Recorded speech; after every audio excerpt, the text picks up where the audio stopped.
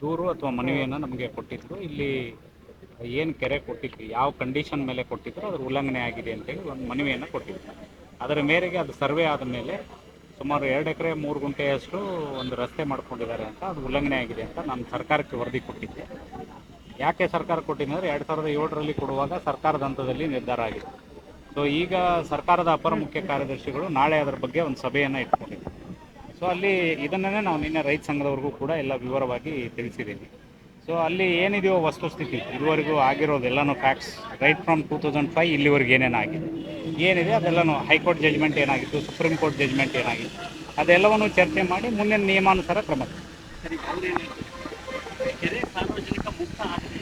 ನಾವು ನಾಳೆಯಿಂದ ಇಲ್ಲಿ ಅನಿರ್ದಿಷ್ಟವಾಗಿ ಗಡಿ ಮಾಡಿದ್ದೀವಿ ಅಂತ ಹೇಳ್ತಿದ್ದಾರೆ.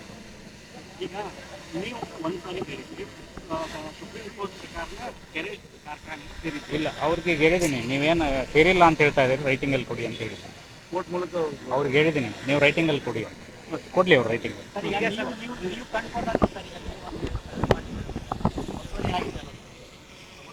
ಅದನ್ನ ರಿಪೋರ್ಟ್ ಮಾಡಿದ್ದೀನಿ.